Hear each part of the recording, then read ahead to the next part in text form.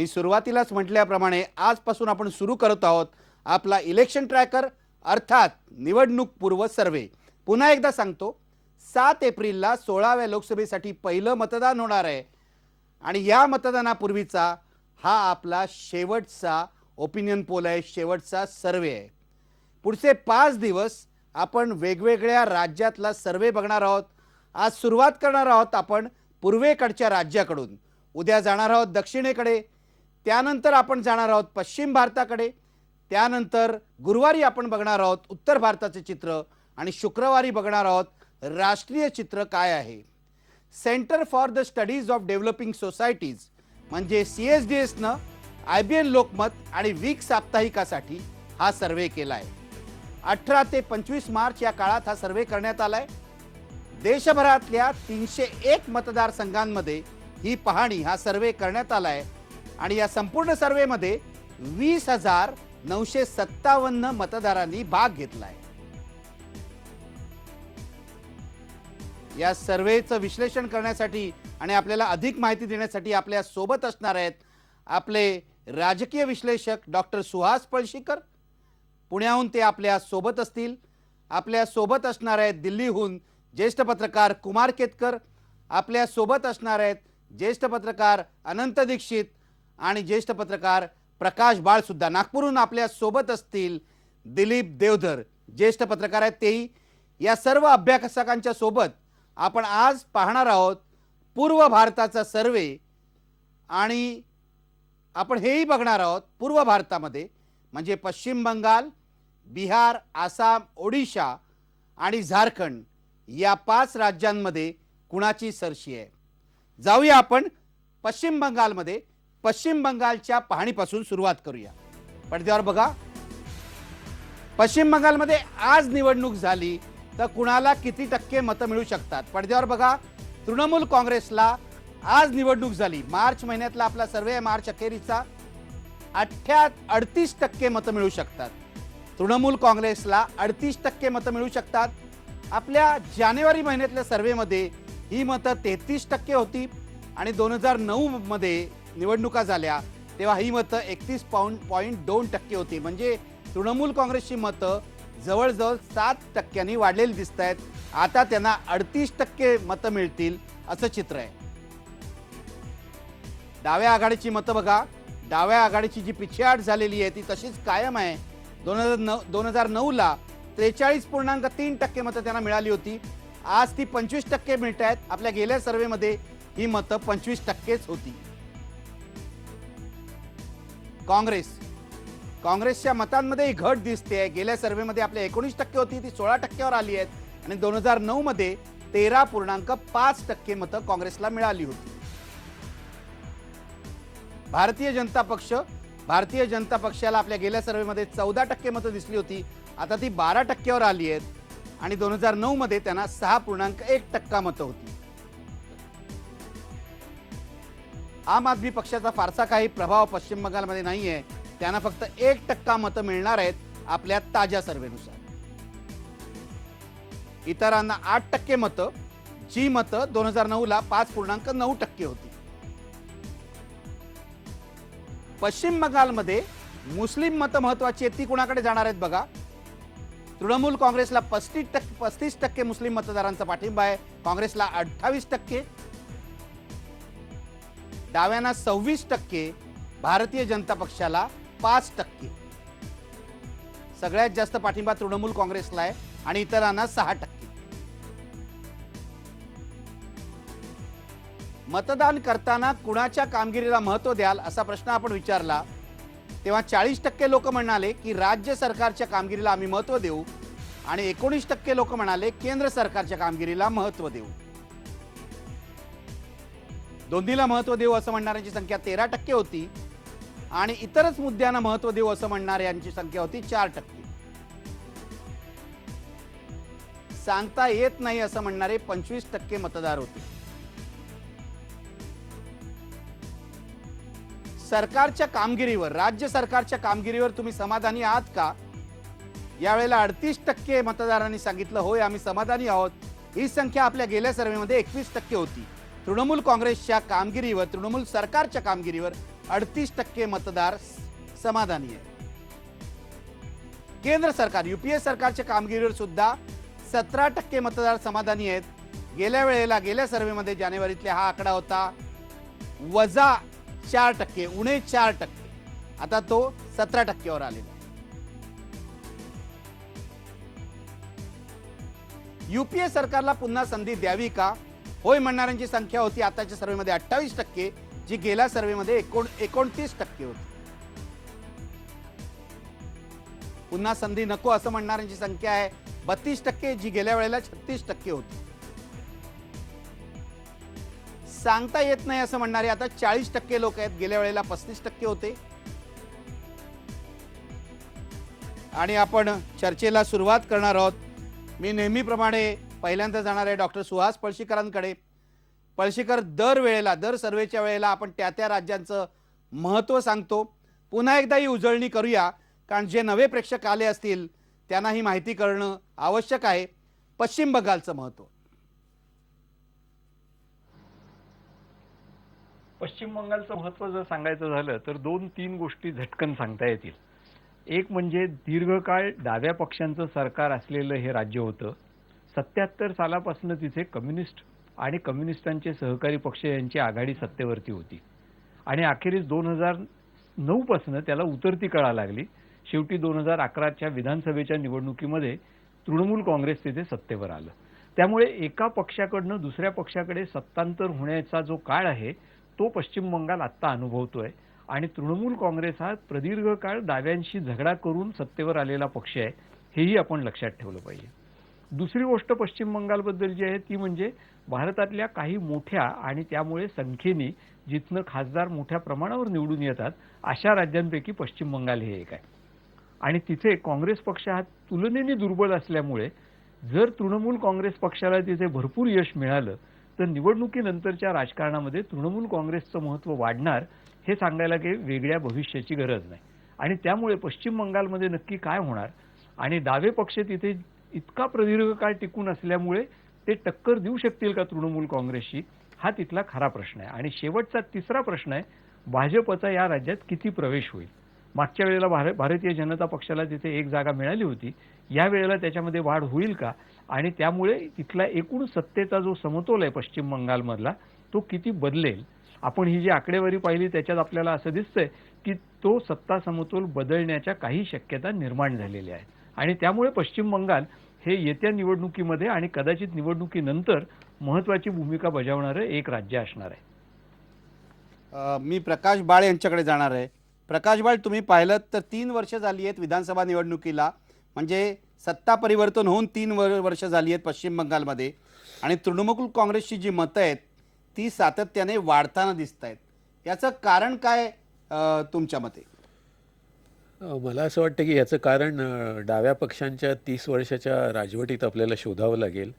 ज्या पद्धतीने डाव्यांनी जी सुरुवात केली 77-70च्या मध्याला आणि ज्या पद्धतीने त्यांनी स्वतःचं बस्तान बसवलं राज्यभर, तर त्यावेळेची परिस्थिती, आर्थिक परिस्थिती आणि आत्ताची आर्थिक परिस्थिती गेल्या 10-12 वर्षातली ह्याच्यात आमूलाग्र फरक पडत आलेला आहे. आणि ह्या आर्थिक परिस्थितीशी जुळवून घेण्यात डावे पक्ष, मार्क्सवादी पक्ष आणि त्यांचे सहकारी डावे पक्ष हे टप्प्याटप्प्याने कमी पडत गेल्यामुळे आपल्याला असं दिसतं की 2008-9 साली जो संघर्ष झाला सगळा 6 सालापासून तिथल्या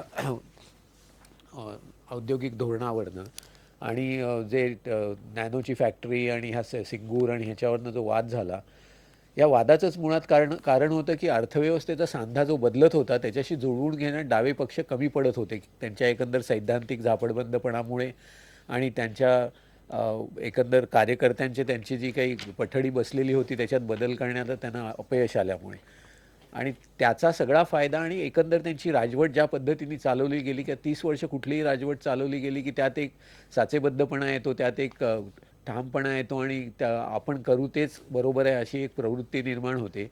त्यामुळे जनतेशी असलेला संपर्क तुटत चाललेला होता आणि डावे परत निवडून येत होते. ते विशेषतः त्यांच्या ग्रामीण भागातल्या ग्रामीण भागात त्यांची जी यंत्रणा बसवलेली होती त्यावरनं ते निवडून येत होते. पण शहरी भागातला कल डाव्यांपासनं बाजूला जात होता, मार्क्सवाद्यांपासून. हे हळूहळू टप्प्याटप्प्याने स्थानिक स्वराज्य संस्थांच्या निवडणुकीत दिसून येत होतं आणि त्याचीच परिणिती अखेर 11 साली सत्ता बदल होण्यात झाली.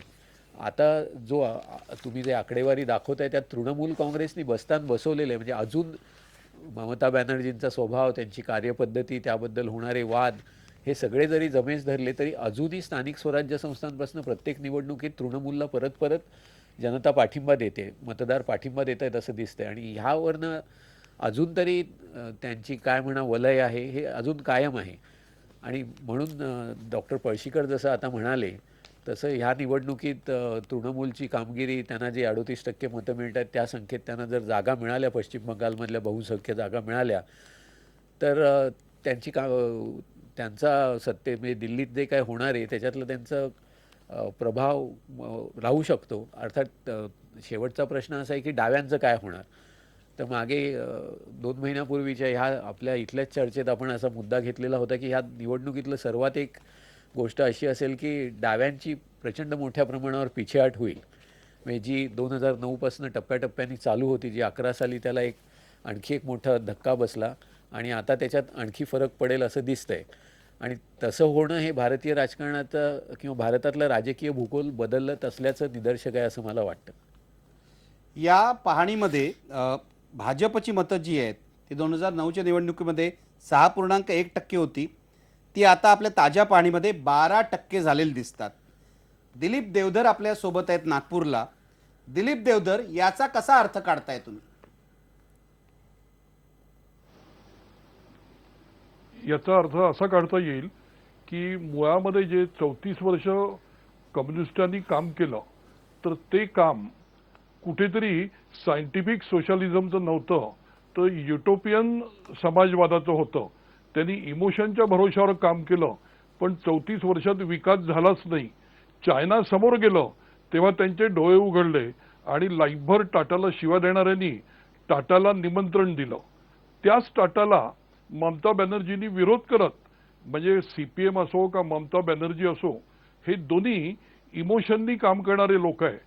या एकानी बोललं 34व्या वर्षी आणि ममतानी हाकललं आणि टाटा गेले कुठे, तर गुजरातमध्ये नरेंद्र मोदींच्या राज्यात. तर बंगालच्या जनतेला लक्षात आलंय की ईस्ट इंडिया कंपनीच्या आधी बंगाल औद्योगिक क्रांतीमध्ये संपन्न आणि श्रीमंत होता. ब्रिटिशांनी त्याला दरिद्री आणि भिकारी केलं.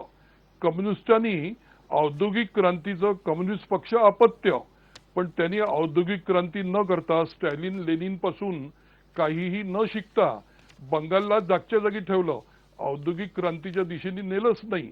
तर आता 6%वरनं आता जे 12 आहे आणि असंच जर 20-25 वर्ष चालू राहिलं तर 25 वर्षापूर्वी गुजरातमध्ये मोदी फॅक्टर नव्हता, आज मोदी गुजरातचा भारतभर होतोय. तर बंगालमध्ये 6वरनं 12, 12वरनं 24 आणि 36 व्हायला औद्योगिक क्रांती, विकास या मुद्द्यावर वेळ लागणार नाही असं बंगालचं पार्श्वभूमी बघता मला वाटतं. दीक्षितांकडे जाऊया. अनंत दीक्षित आपल्या सोबत आहेत. दीक्षित सर, हे जे आकडे आपण पाहिलेले आहेत त्यामध्ये मुस्लिम मतदार जो आहे 35% मुस्लिम मतदार पश्चिम बंगालमधला तृणमूल काँग्रेस सोबत आहे, पण काँग्रेससोबत 28% आणि डाव्यांसोबत 26% आहे. हे गणित कसं मांडायचं? मुस्लिम मतदार विभागला गेलाय असं म्हणायचं?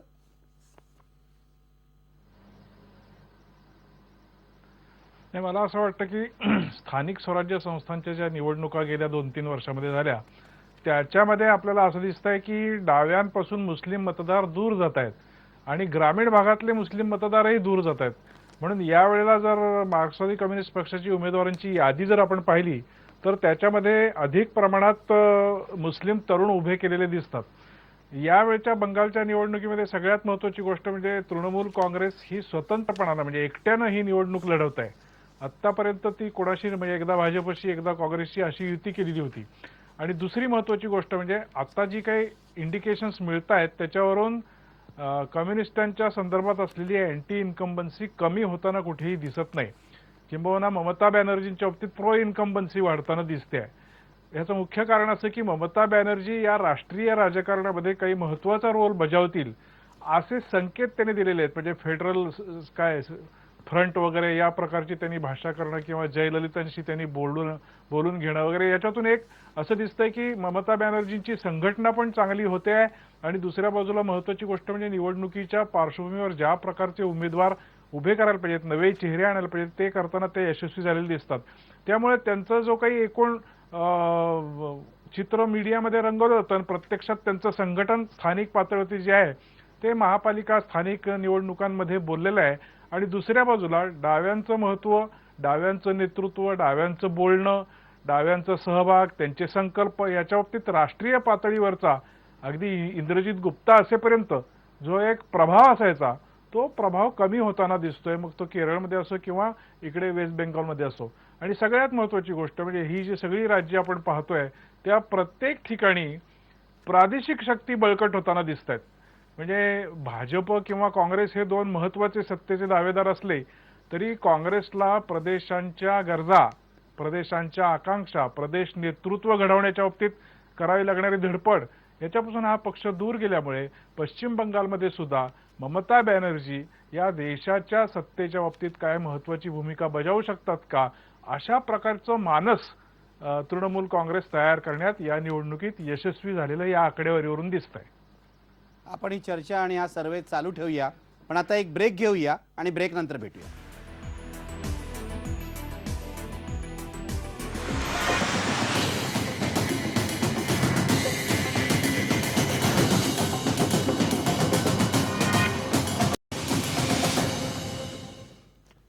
ब्रेक नंतर लढाई लोकसभेची एक मागोवा या इलेक्शन ट्रॅकरमध्ये तुमचं पुन्हा एकदा स्वागत.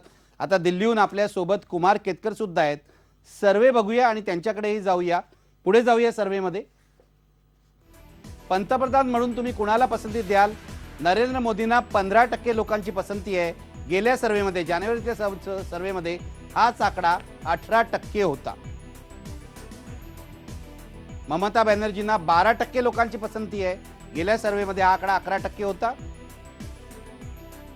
राहुल गांधी 12%, पूर्वीच्या सर्वेमध्ये 9% होता हा आकडा. सोनिया गांधी 1%, मनमोहन सिंग 2%, बुद्धदेव भट्टाचार्य 2%, इतरांना 3%. आणि पंतप्रधान म्हणून कुणाला पसंती द्यायची हे सांगता येत नाही असं म्हणणाऱ्यांची संख्या 53% आहे. गेल्या सर्वेपेक्षा म्हणजे 2 महिन्यामध्ये ही संख्या 3% वाढलेली आहे. निवडणुकीनंतर ममता बॅनर्जी पंतप्रधान बनू शकतात का? 25% लोकांना वाटतंय शक्य आहे. तृणमूलचे जे मतदार आहेत त्यापैकी 43% लोकांना वाटतंय की हे शक्य आहे. शक्य नाही असं म्हणणाऱ्यांची संख्या आहे 30%. तृणमूलच्या मतदारांची ही संख्या आहे 17%. सांगता येत नाही असं म्हणणाऱ्यांची संख्या आहे 45% आणि तृणमूलच्या 40% मतदारांना सांगता येणार नाही असं वाटतंय. पंतप्रधान म्हणून ममता बॅनर्जी चांगली कामगिरी करू शकतात का? 38% लोक म्हणतात होय. तृणमूलचे मतदार जे आहेत त्यापैकी 67% लोक म्हणतात होय आणि नाही म्हणणाऱ्यांची संख्या आहे सर्वांमध्ये 28%, तृणमूलच्या मतदारांमध्ये 11%. सांगता येत नाही असं म्हणणाऱ्यांची संख्या आहे 34%, तृणमूलच्या मतदारांपैकी 22% लोकांना सांगता येत नाही. या निवडणुकीत सर्वात महत्त्वाचा मुद्दा कोणता? विकास असं सांगणाऱ्यांची संख्या 19%, महागाई 11%, बेरोजगारी 5%, रस्त्यांची अवस्था 4%, पिण्याचं पाणी 3% आणि इतर मुद्दे 58% लोकांना महत्त्वाचे वाटत आहेत. आता आपण जाऊया यावेळच्या जागा आणि 2009च्या जागा यांच्याकडे. बघा पडद्यावर, यावेळी तृणमूल काँग्रेसला 23 ते 29 जागा मिळतील असा आपला अंदाज आहे. आपल्या सर्वेमध्ये आपण दाखवलेला आहे. आज निवडणुका झाल्या तर त्यांना 38% मतं मिळणार आहेत. त्या मतांचं जर आपण परिवर्तन जागांमध्ये केलं तर त्या 23 ते 29 इतक्या होऊ शकतात. डाव्या आघाडीला 7 ते 13 जागा मिळू शकतात. 7 ते 13 जागा मिळू शकतात. त्यानंतर पुढे जाऊया. बघा काँग्रेसला 4 ते 7 जागा मिळू शकतात आणि भाजपला 0 ते 1 जागा. 2009चं जे कंपॅरिझन आहे ते पुन्हा बघूया तृणमूल काँग्रेसपासून. तृणमूल काँग्रेसच्या जागा वाढलेल्या आहेत. 19 होत्या जागा, त्या 23 ते 29 होऊ शकतात. डाव्या आघाडीच्या जागा आणखीन कमी होतील, 15 वरून 7 ते 13 वर येतील. काँग्रेसची परिस्थिती बघा, काँग्रेसच्या जागा 6 होत्या, साधारणपणे तेवढ्याच राहतील. आणि भाजपची जागा 1 होती, ती साधारणपणे तेवढीच राहू शकते किंवा कमी होऊ शकते. आपचा काही प्रभाव नाहीये पश्चिम बंगालमध्ये. इतरांना 1 जागा होती 2009ला, आता काही मिळेल अशी शक्यता आमच्या सर्वेनुसार नाहीये. मी जाणार आहे थेट कुमार केतकर यांच्याकडे. कुमार केतकर, पश्चिम बंगालमधली परिस्थिती आपण पाहिलेली आहे. ममता बॅनर्जींचा प्रभाव कायम आहे, काय विश्लेषण कराल तुम्ही? नाही, पहिली गोष्ट आपण मगासपासून जे शब्दप्रयोग करतोय त्याच्याकडे जरा लक्ष द्यायला पाहिजे. आपण डावी आघाडी, डावे पक्ष असं म्हणतोय. तृणमूल काँग्रेस हा डावा पक्ष आहे का उजवा आहे का मध्यातला आहे? आपण मोदींच्याबद्दल बोलतो त्यावेळेला आपण मोदींना किंवा भारतीय जनता पक्षाला कोणीही डावा पक्ष म्हणून समजणार नाही, मधला पक्ष म्हणून पण समजणार नाही. सगळेजण त्यांना उजवा पक्ष म्हणतील आणि खुद्द भाजपचे लोक किंवा मोदी सुद्धा स्वतः उजवा पक्ष म्हणून संबोधतील. मग डाव्यांचं राज्य जाऊन तृणमूल काँग्रेसचं राज्य येणं म्हणजे डाव्यांचं राज्य जाऊन उजव्यांचं राज्य आलं का? तर उजव्यांचं राज्य आता आल्यानंतर आता जणू काही विकास आणि कारभार म्हणजे डेव्हलपमेंट आणि गव्हर्नन्स याच्याबद्दलची जी चर्चा होते. खरं म्हणजे विकास आणि कारभार ही चर्चा काही नवीन नाही. प्रत्येक माणसाला, प्रत्येक राज्याला, प्रत्येक समाजाला विकास हवाच असतो. ज्यावेळेला पंडित नेहरूंनी 52 पासून भाकरा नांगल, भिलई, रूरकेला, दुर्गापूर असे मोठाले प्रकल्प घेतले, ॲटॉमिक एनर्जी काढली, ह्या सगळ्या प्रकल्पांना विकासच म्हणायचं होतं, तो विकासच होता. परंतु आत्ता विकास ही जणू काही एक नवीन शोध लागलेली संकल्पना आहे अशा पद्धतीने चर्चा होते. आणि डावे आणि उजवे हे शब्द वापरताना तर आपण जराही काळजी घेत नाही. तृणमूल काँग्रेसची विचारसरणी काय असं जर डाव्यांची आपण असं म्हणू शकतो की डाव्यांची जी विचारसरणी आहे त्या विचारसरणीनुसार त्यांनी कारभार केला नाही आणि म्हणून त्यांचा पराभव झाला असं आपण म्हणू शकतो. असंही म्हणू शकतो की डाव्यांनी जो कारभार केला त्यात संवेदन क्षमता नव्हती, जरी विचार होता म्हणून त्यांचा पराभव झाला. पण तृणमूल काँग्रेसचा विचार काय, त्यांची विचारसरणी काय, त्यांचा कार्यक्रम काय, ह्याच्याबद्दल आपल्याला काही स्पष्टता नाहीये.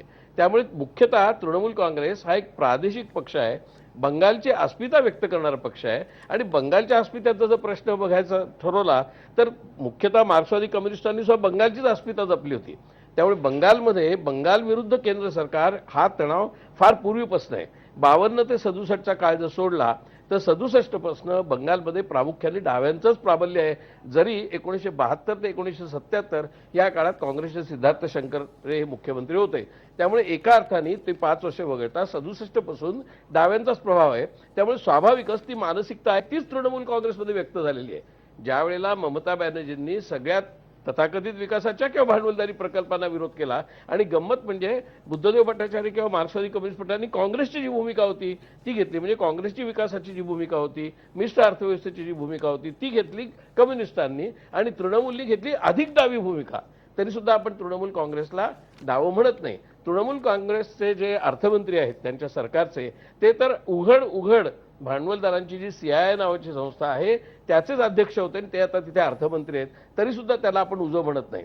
आता इथे विकासाच्या मुद्द्याला 19% मतदान दिसलंय, पण आपल्याला अजून कळलेलं नाही गेल्या 2.5-3 वर्षामध्ये की असे कोणत्या प्रकारचे प्रकल्प किंवा कोणत्या प्रकारचं धोरण किंवा कोणत्या प्रकारचे उद्योग तृणमूल काँग्रेसच्या म्हणजे मुख्यतः ममता बॅनर्जींच्या माध्यमातून बंगालमध्ये आले की ज्याच्यामुळे लोक समाधानी झाले. एकच आपण म्हणू शकतो की डाव्यांच्या बद्दल अजून त्यांना तेवढा कॉन्फिडन्स वाटत नाही, तेवढी विश्वासार्हता वाटत नाहीये, त्यांना तेवढे ते संवेदनशील आहे तसं वाटत नाहीये.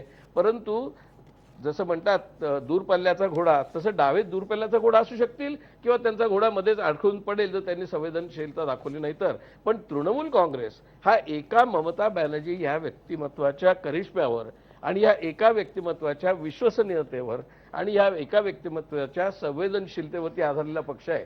आणि त्याच्यामुळे जसं आपल्याकडे 1995 ते 1999 या काळामध्ये बाळासाहेब ठाकरेंच्या करिश्म्यावर त्यांच्या व्यक्तिमत्वावरती बहुतांशी असं म्हणू शकतो की आपल्याकडे 95 मध्ये महाराष्ट्रात सरकार आलं होतं, तसाच प्रकार आहे. त्यामुळे तृणमूल ह्या पक्षाला असं एक लॉंग टर्म फ्युचर असं आहे असं आपल्याला अजिबात दिसत नाही. आणि त्यामुळे बंगालची अस्मिता हा तृणमूल काँग्रेसच्या माध्यमातून जागवला जाणारा मुद्दा हा किती काळ राहू शकतो हा अत्यंत महत्त्वाचा मुद्दा आहे. आणि डावं आणि उजवा याचा विचार करायचा असेल तर तृणमूलही आता डाव्यांच्या पद्धतीने बोलते प्रत्यक्षात काय करते उजवं डावे अजून कळलेलंच नाही आहे कोणाला.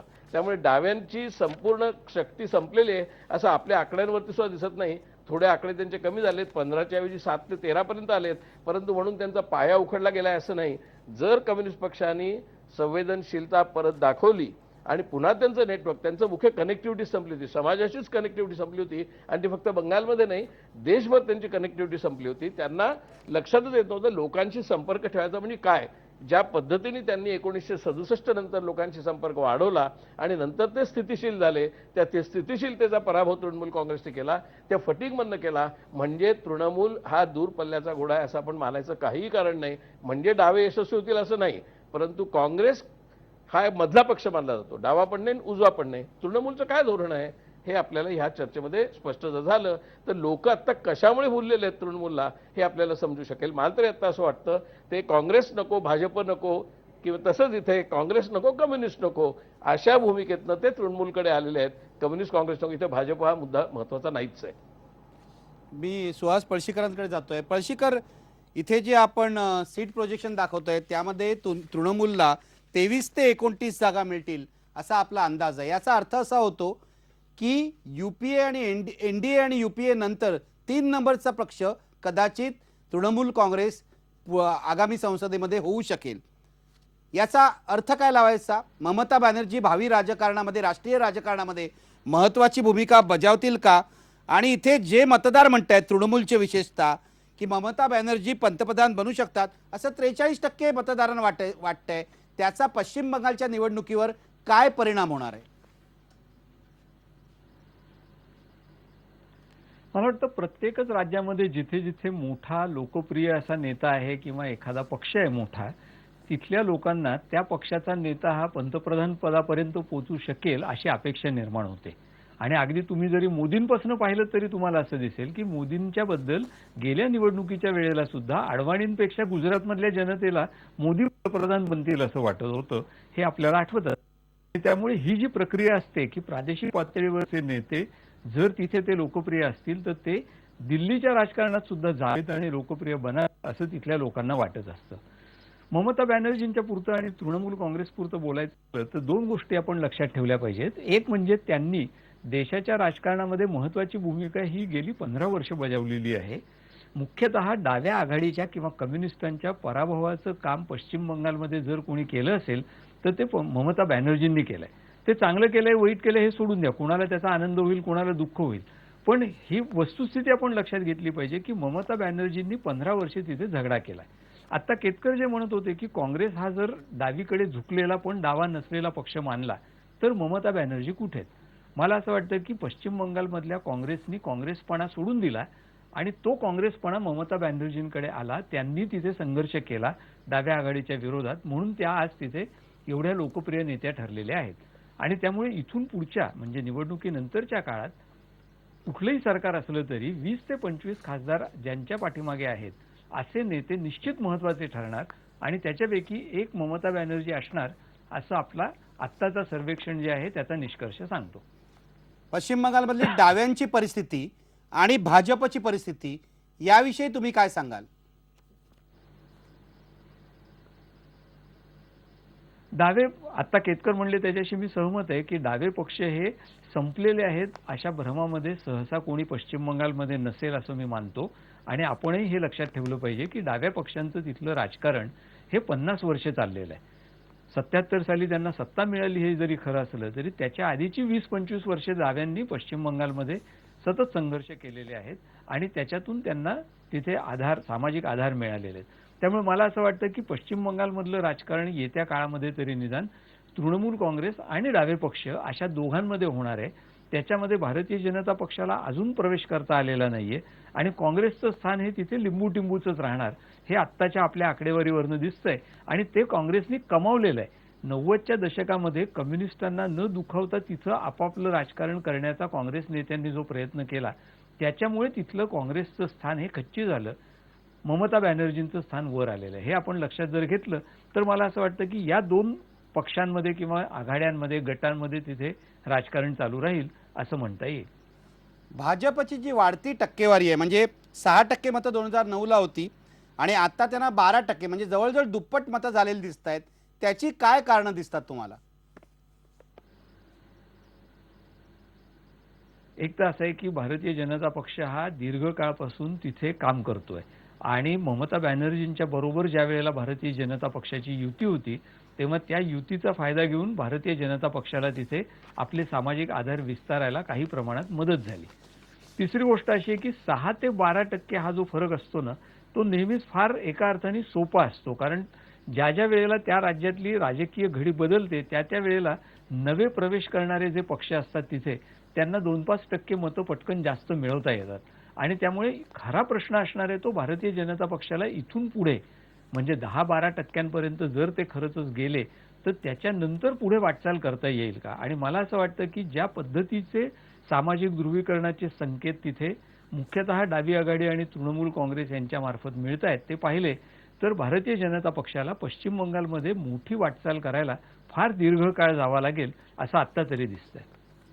पश्चिम बंगालचा हा जो सर्वे आहे, ही जी पाहणी आहे ती आपण इथेच थांबूया. पण पश्चिम बंगालमध्ये तृणमूल काँग्रेस आघाडीवर आहे 38% मतं घेऊन आणि 23 ते 29 जागा म्हणजे सीट्स त्यांना मिळण्याची शक्यता आहे.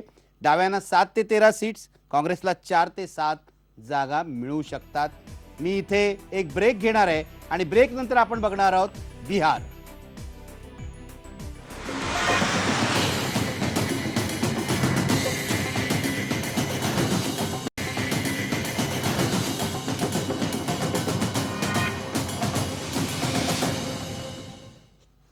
आपण जाऊया बिहारमध्ये. बिहारमधल्या चित्रामध्ये 2009च्या लोकसभा निवडणुकीपेक्षा काय बदल झालाय ते आपण बघूया. पडद्यावर बघा. आज निवडणुका झाल्या तर कोणाला किती मतं पडतील ते बघा. भारतीय जनता पक्ष आणि लोक जनशक्ती पार्टी यांची जी युती झाली आहे त्या युतीला आत्ता आपल्या ताज्या सर्वेनुसार 43% मतं मिळू शकतात. 43% मतं. गेल्या सर्वेमध्ये जानेवारीमध्ये 41% ती होती आणि 2009ला भाजपला एकट्याला 20.5% मतं होती. आता त्यांची मतं 43% वाढणार आहेत या युतीमुळे. पुढे काँग्रेस राष्ट्रवादी RJD अशी युती झाली यावेळेला. त्यांची मतं जी आहेत 2009ला 29.6% होती, जानेवारी महिन्यातल्या सर्वेत 26% आणि आता आहेत 28%. JDU नितीश कुमारांचा जो पक्ष आहे त्याची मतं बघा काय होत आहे. 2009ला 24% मतं होती, आपल्या जानेवारीतल्या सर्वेनुसार 20%वरती आली आणि आता 16%वर आलेली आहे. आम आदमी पक्षाचा फारसा प्रभाव नाहीये, 2% मतं त्यांना मिळताना दिसत आहेत. इतरांना 11% मतं. बिहारमध्ये विधानसभा निवडणुका जर झाल्या आज तर कोणत्या पक्षाला किती टक्के मतं मिळू शकतात ते बघा. भाजपला 35%, जानेवारी महिन्यात म्हणजे 2 महिन्यापूर्वीच्या सर्वेमध्ये ही मतं 23% होती, 12%नी मतं वाढली आहेत. जनता दल युनायटेडची मतं घटलेली आहेत, 39% होती 2 महिन्यापूर्वी, ती 26%वर आलेली आहेत. RJDची मतं बघा, ती 19% झालेली आहेत, 23% होती 2 महिन्यापूर्वी. LJP 3% मतं आहेत, ती तेवढीच आहेत. काँग्रेस 8% मतं, काँग्रेसची मतं 2 महिन्यामध्ये 4%नी वाढलेली दिसत आहेत. इतरांना 9% मतं, जी 2 महिन्यापूर्वी 8% होती.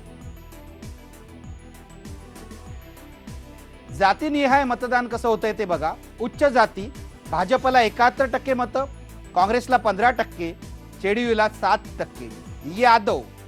यादव बघा, भाजपकडे 28% यादव आहेत. काँग्रेस आणि RJD युती आहे लक्षात घ्या, 54% यादवांची मतं या युतीकडे आहेत, JDUला 6%. इतर OBC जे आहेत त्यापैकी 45% मतं भाजपला जात आहेत, काँग्रेसला 17%, काँग्रेसच्या युतीला, आणि JDUला 30%. दलितांमध्ये 33% मतं भाजपला आहेत, काँग्रेस युतीला 22% आणि JDUला 17%.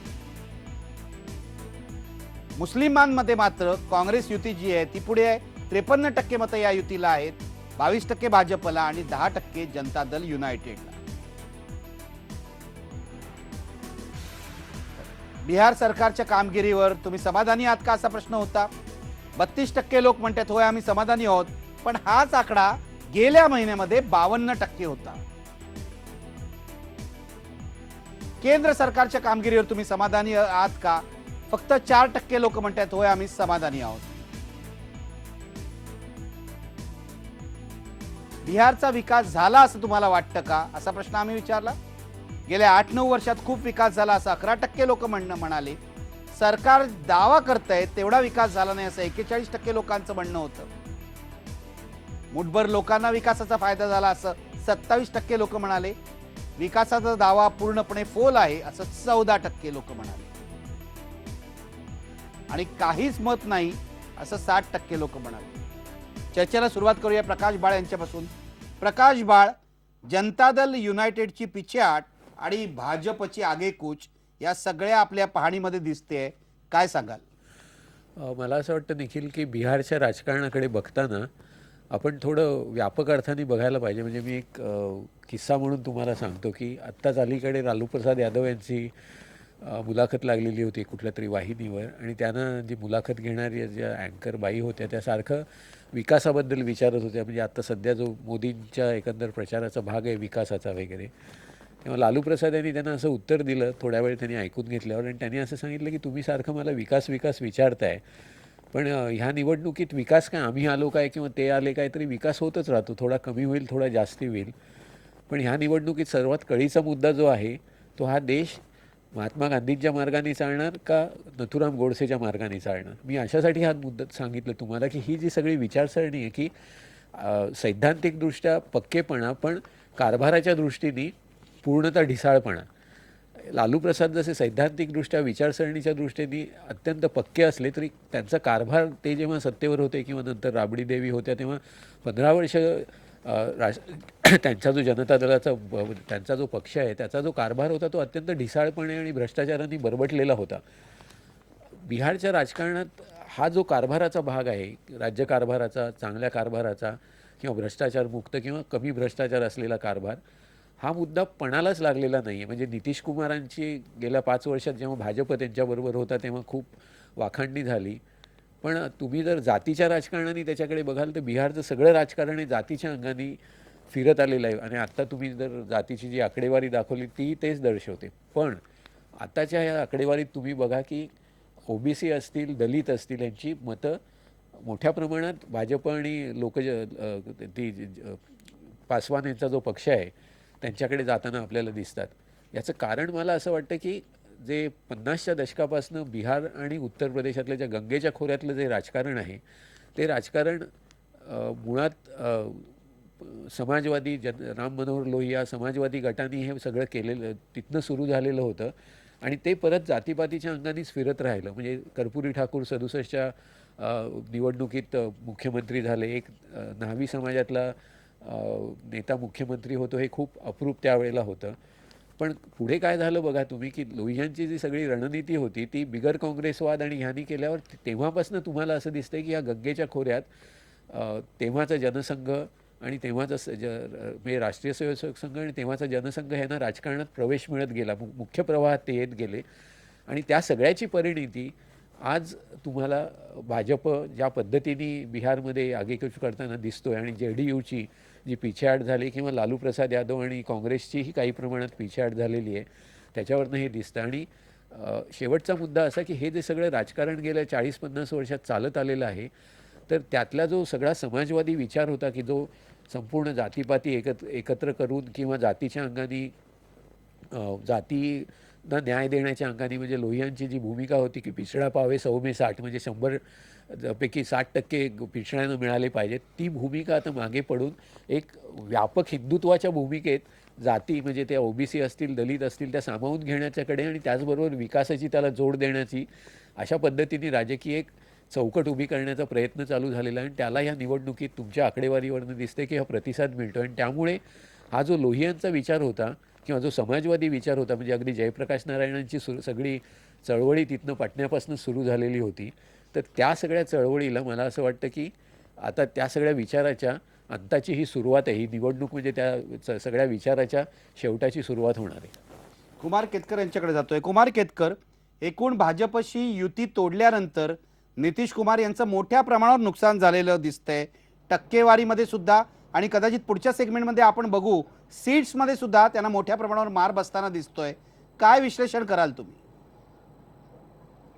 नाही, आत्ता प्रकाश बाळांनी जो मुद्दा सांगितला तो खूप महत्त्वाचा आहे. तो थोडासा अधिक स्पष्ट करायला पाहिजे. जर तू आत्ता ह्या नकाशाकडे जर पाहिलंस तर तुझ्या लक्षात येईल नितीश कुमार लोहियावादी आहेत, लालू प्रसाद लोहियावादी आहेत, मुलायम सिंग यादव उत्तर प्रदेशचे लोहियावादी आहेत, शरद यादव हे पण लोहियावादी आहेत, जॉर्ज फर्नांडिस हे पण लोहियावादी होते, मधुलिमय पण लोहियावादी होते आणि हे सगळे बिहार यूपीच्या राजकारणात आणि प्रामुख्याने बिहारच्या राजकारणात होते. विनोबांच्या काळामध्ये भूदानासाठी सर्वात जास्त जमीन मिळाली होती ती पण बिहारमध्ये. प्रथम लोहियांनी 1967 साली अँटी काँग्रेस एक फ्रंट उभा राहायला पाहिजे म्हणून म्हटलं आणि 1973 मध्ये जयप्रकाश नारायणांनी एक प्रकारे तोच मुद्दा पुढे नेला आणि 1977 मध्ये ज्या वेळेला जनता सरकार आलं त्याच्या पाठोपाठ मंडल आयोग आला आणि जातीपातींच्या राजकारणाला एक वेगळ्या प्रकारची प्रतिष्ठा आणि एक वेगळ्या प्रकारची न्याय प्रतिष्ठा फार तर आपण असं म्हणू शकतो.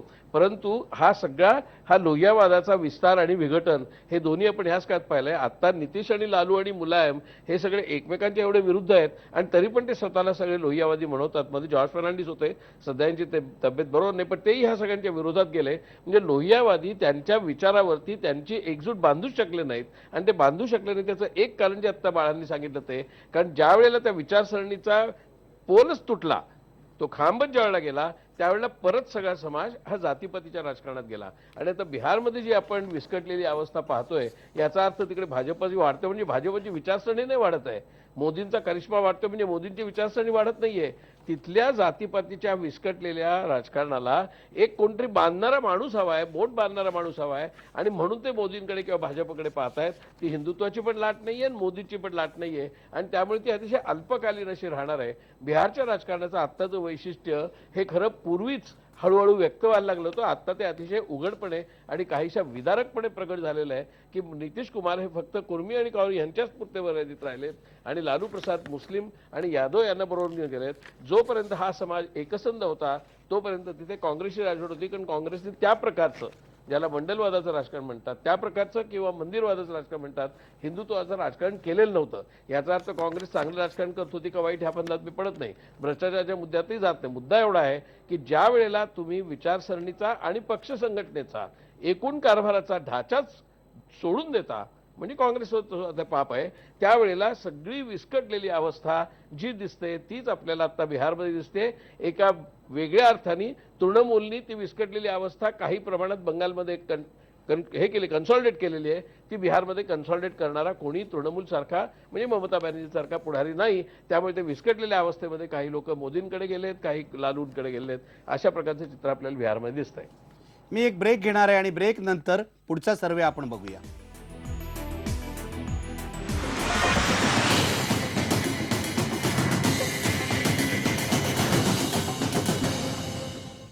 आपण बिहारचा सर्वे बघतोय, पुढे जाऊया. बघा पडद्यावर, पंतप्रधान म्हणून तुम्ही कुणाला पसंती द्याल? नरेंद्र मोदींना 42% मतं मिळालेली आहेत. फेब्रुवारीतल्या सर्वेमध्ये ती 41% होती, वाढली आहेत मतं. राहुल गांधी 10%,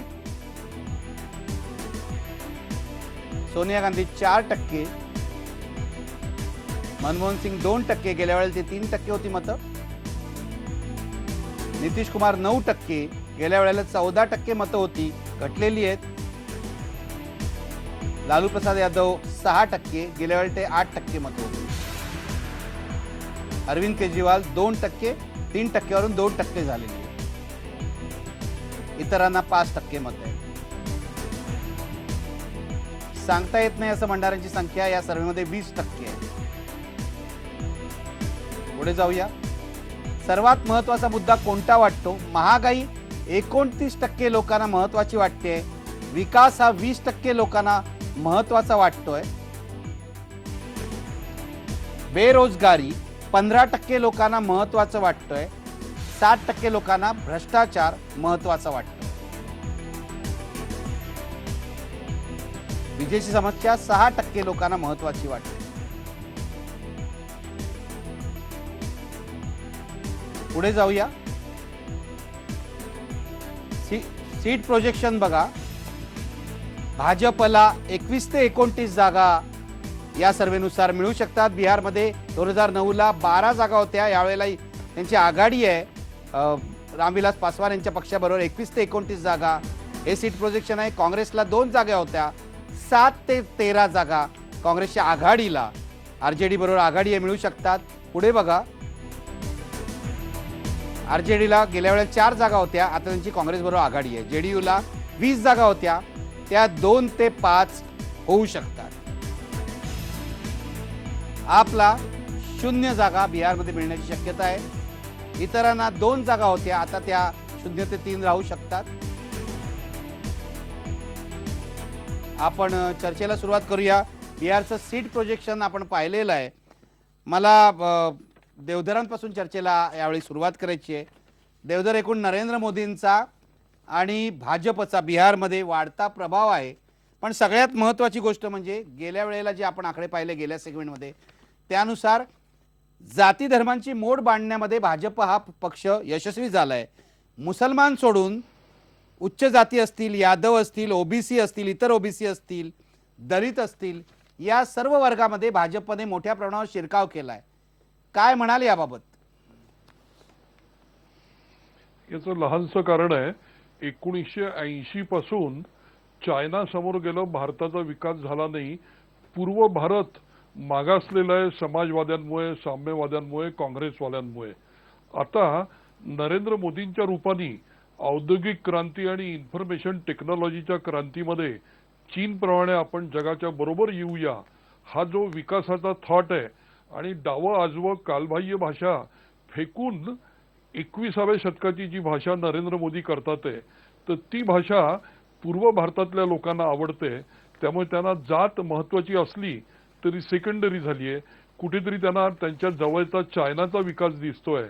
त्यांना टेलिव्हिजनमुळे, इन्फॉर्मेशन टेक्नॉलॉजीच्या स्फोटामुळे त्यांना जग दिसतंय. त्यांना त्यामुळे डावं उजवं करणारे भूतकाळ पाठीवर घेऊन आज कुठेतरी जी स्थिरता आहे, स्टेटस को आहे, त्याचं कौतुक करणारे लोक नको आहे. त्यांना कुठेतरी चायना पासपोर्ट समोर गेलाय 30 वर्षात. त्यांना जगाच्या बरोबर यायचंय. त्यांना टीव्ही बघून भारत मागासलेला नको आहे. आणि हे करताना जात मागे पडली. पूर्व भारत विकास म्हणजे लोकांना विकास दरवेळा बोलला जातो, पण विकास 80 सालापासून भारताने केला नाहीये. जग समोर गेलंय, चायना समोर गेलाय. तर हे सर्व नरेंद्र मोदींचं नेतृत्व करू शकतं. आणि भाजपला कितीही शिव्या दिल्या तरी भाजप कुठेतरी 21व्या शतकामध्ये या देशाला, पूर्व भारताला नेऊ शकतो, बिहारला असं नेऊ तिथल्या शकतो. लोकांना वाटतंय. आणि देवधर, नितीश ठीक आहे, कुमार- तुमचा मुद्दा घेतलेला आहे लक्षात आपण आणि लोकांपर्यंत पोहोचलेला आहे. मी पळशीकरांकडे जातोय.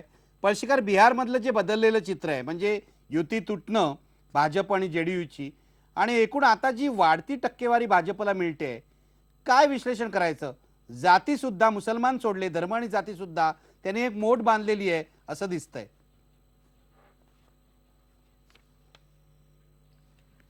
मगाशी प्रकाश बाळ आणि कुमार केतकर या दोघांनी बिहारच्या राजकारणाचा एक दीर्घकालीन असा आढावा घेतला होता आणि तो बरोबर होता. त्याच्यातला एक छोटासा भाग जो आहे तो 90च्या नंतरच्या बिहारच्या वाटचालीचा आहे.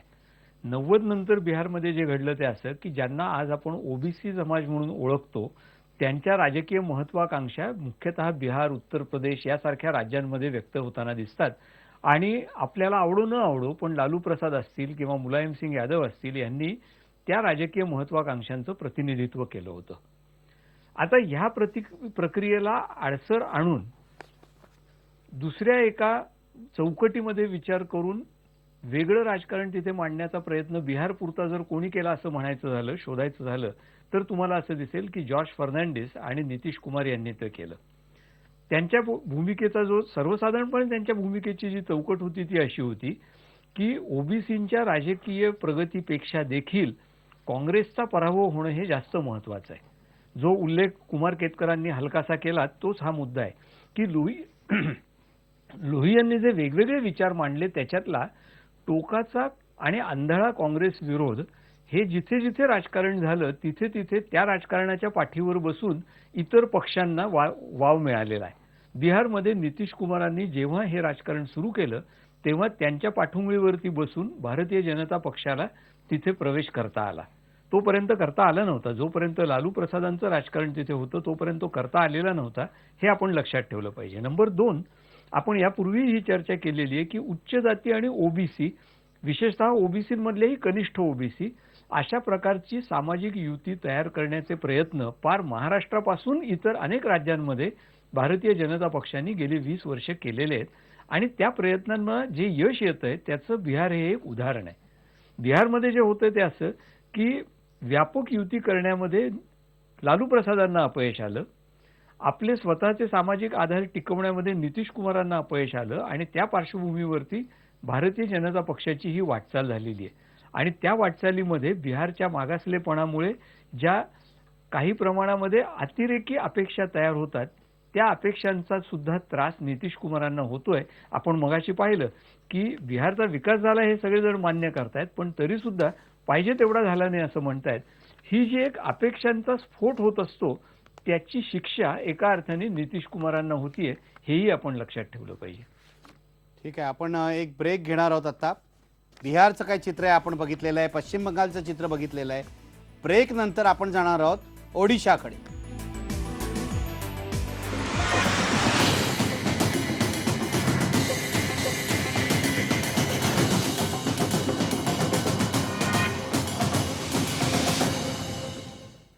आपण आता बघणार आहोत ओडिशातला ओपिनियन पोल. बघा पडद्यावर. आज निवडणुका झाल्या तर कोणत्या पक्षाला किती टक्के मतं मिळतील बघा. बिजू जनता दल 34%, जानेवारीतल्या आपल्या सर्वेमध्ये ही मतं 33% होती आणि 2009ला 37.2%.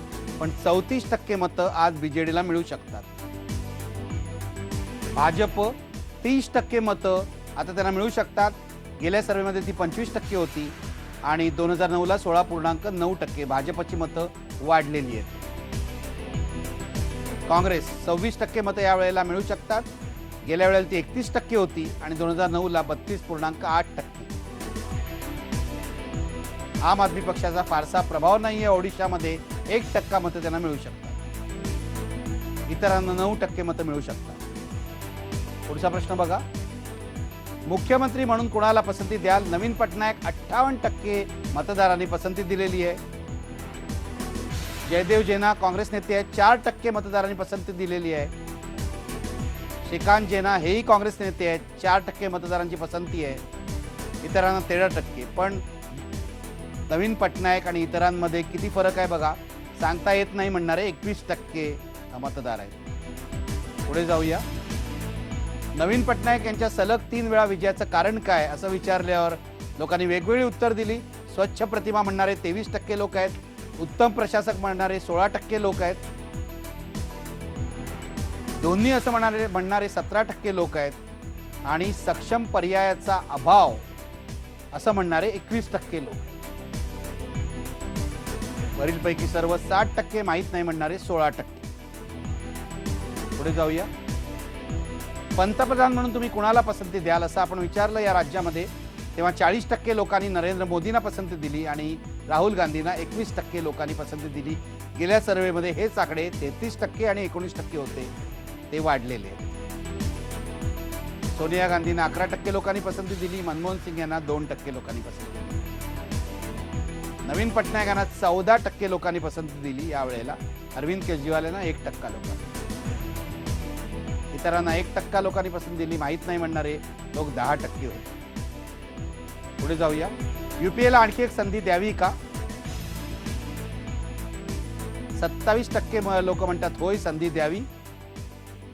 गेल्या वेळेला ही संख्या 31% होती, ती कमी झालेली आहे. नाही म्हणणाऱ्यांची संख्या 66% आहे. हे लक्षात घ्या. युपीए विरोधी वातावरण. सांगता येत नाही असं म्हणणारे आता 7% आहेत. पुढे जाऊया. या निवडणुकीतला सर्वात महत्त्वाचा मुद्दा कोणता असं विचारल्यावर विकास असं 25% लोकांनी सांगितलं. महागाई 12% लोकांनी. भ्रष्टाचार 11% लोकांनी. मोदींना मत हा महत्त्वाचा मुद्दा 5% लोकांना वाटतोय. बेरोजगारी 3% लोकांना महत्त्वाची वाटते. पुढे जाऊया. आता हे सीट प्रोजेक्शन बघा ओडिशातलं. बिजू जनता दलाची ताकद जी आहे ती कायम आहे. गेल्या वेळेला 14 जागा मिळाल्या होत्या, यावेळेला 10 ते 16 जागा मिळालेल्या आहेत. भाजपला 0 जागा होत्या, त्यांना 3 ते 7 जागा यावेळेला मिळू शकतात. काँग्रेसला 6 जागा होत्या, त्यांच्या जागा कमी होण्याची शक्यता आहे. 0 ते 4 जागा आणि आपला 0 झाला, इतरांना 0 ते 2 झाला. चर्चेला सुरुवात करूया. पुन्हा एकदा प्रकाश बाळ तुमच्यापासूनच सुरुवात करतो. नवीन पटनायक आणि बिजू जनता दलाची जी लोकप्रियता आहे ती कायम दिसते आहे आणि नवीन पटनायक हे उत्तम प्रशासक आहे असं आपल्या बहुसंख्य मतदारांनी सांगितलेलं आहे. काय विश्लेषण कराल तुम्ही ओडिशातल्या या नवीन पटनायकांच्या लोकप्रियतेचं? परत एकदा जसं बिहारच्या बाबतीत मी म्हटलं तसं एक व्यापक अर्थाने ओडिशाकडे जर बघितलं तर हे परंपरेनुसार काँग्रेसी राज्य होतं. पण काँग्रेसची एकंदर स्थितिशीलता, निष्क्रियता आणि थोडाफार प्रकारचा राजकीय उद्दामपणा की आम्हाला कोण हलवू शकतं इथनं, ह्याच्यातनं बिजू जनता दल उदयाला आलेलं आहे. कारण तुम्ही एक बघा की बिजू पटनाईक यांच्या नावाने हे बिजू जनता दल उदयाला आलेलं आहे. हे बिजू पटनाईक पूर्वी काँग्रेसमध्येच होते, पण हे बिजू जनता दल उदयाला आल्यावर काँग्रेसची टप्प्याटप्प्याने पिछाड झालेली आपल्याला दिसून येते. आणि बिजू जनता दलाचं आता आपण जसं दाखवलं तसं तिसऱ्यांदा ते निवडून आलेले आहेत नवीन पटनाईक. ते आधी भाजपबरोबर NDAमध्ये होते आणि नंतर त्यांनी NDAपासून जाणीवपूर्वक फारकत घेऊन स्वतःचं व्यवस्थित बसतान बसवले. त्यांची कार्यपद्धती जर तुम्ही आपण बघितली बिजू पटनाईक यांची, तर ती कार्यपद्धती थोड्याफार प्रमाणात नरेंद्र मोदी यांच्यासारखीच कार्यपद्धती आहेत की त्यांचा पक्षातल्या त्यांच्या लोकांशी त्या प्रकारचा संपर्क नाही, एकतंत्री कारभार आहे. म्हणजे आता अगदी उदाहरणच द्यायचं तर त्यांना ह्या सगळ्या राज्याच्या राजकारणात वरती आणणारे जे प्रियमोहन महापात्रा होते त्यांना त्यांनी एका झटक्यानिशी ते जेव्हा वाटायला लागलं की ते एखाद्या वेळी आव्हान देतील तेव्हा एक झटक्यानिशी त्यांनी बाजूला काढले. ह्या पद्धतीचं अत्यंत रुथलेस असं त्यांचं नेतृत्व आहे आणि लोकांशी कनेक्ट फार कमी आहे. म्हणजे तुम्ही आत्ताच्या निवडणुकीच्या निमित्ताने त्यांच्या ज्या काही प्रचार दौरे होतात त्याचे जे वृत्तांत आपण जर वाचले तर आपल्याला असं दिसून येतं की लोकांशी संवाद फारसा ते साधू शकत नाहीत, कारण त्यांना मूळ ओरिसाची भाषाच येत नाही. अशा पद्धतीचं असूनसुद्धा ते का लोकप्रिय आहेत. तर माझं असं स्वतःचं म्हणणं आहे की नुसत्या ओडिशाबाबतच नाही पण देशातल्या एकूणच वेगवेगळ्या राज्यातसुद्धा भारतीय जनतेची अपेक्षा ही किमान आहे की किमान एक तुलनेने कार्यक्षम कारभार करणारा जर माणूस असेल तर लोक त्याला परत परत निवडून देऊ शकतात. आणि हेच बरोबर नवीन पटनाईक यांच्या यशामागचं इंगित आहे. मला असं वाटतं की त्यांनी ह्या पद्धतीने कारभार केला आहे, पण हा कारभार पूर्ण कार्यक्षम आहे का? तर आपण असं बघाल की कोरापूट, बोलांगीर, कलाहंडी हा जो पट्टा आहे ओरिसा राज्याचा, तिथे आजही भूकबळी पडताना होतात, अजूनही भुकेले लोक आहेत असं सगळ्या प्रकारचे अहवाल, सगळ्या प्रकारचे सर्वेक्षणं दाखवून देतात. अगदी युनोपासनं आपल्या भारत सरकार आणि ओरिसा सरकारच्या अहवालाप्रमाणे हे दिसून येतं. अजूनही त्या भागात फारसा फरक पडलेला नाही आणि ही परिस्थिती आजची नाही, काँग्रेसच्या राज्यातच होती. 20-25 वर्षापूर्वीपासून हे चालू आहे. म्हणजे कलाहंडीतले भूकबळी हा राजीव गांधी, इंदिरा गांधीच्या काळातलाही एक मुद्दा होता निवडणुकीच्या, त्या राज्यातल्या निवडणुकीचा. माझा मुद्दा एवढाच आहे की ह्या पद्धतीने राज्यकारभार कार्यक्षम ज्याला आपण म्हणतो, अवतरणात कार्यक्षम असं जर आपण शब्द वापरला तर कार्यक्षम कारभार असूनसुद्धा हे का होतं? तर कार्यक्षम कारभाराची सुद्धा व्याख्या आपण आता सध्या या सगळ्या निवडणुकीच्या माहोलात एका वेगळ्या पद्धतीने करायला लागलेलो आहोत. आणि म्हणून बिहारचं जसं आपण बघितलं तसं ओरिसाचंही आपल्याला दिसून येतं की अशा पद्धतीने कार्यक्षम कारभार, कार्यक्षम म्हणजे परत तोच अवतरणातला हा शब्द वापरायचा की कार्यक्षम कारभार करून एखादा माणूस परत परत एखादा नेता निवडून येऊ शकतो. कारण लोकांच्या अपेक्षा अत्यंत किमान असतात आणि त्या किमान अपेक्षा पुऱ्या केला तर तो नेता निवडून येऊ शकतो. हेच याचं खरं हाच याचा खरा अर्थ आहे. मी एक ब्रेक घेणार आहे आता आणि ब्रेक नंतर इतर पाहुण्यांकडे जाणार आहे आणि त्यांच्याशी ओडिशाविषयीच बोलणार आहे.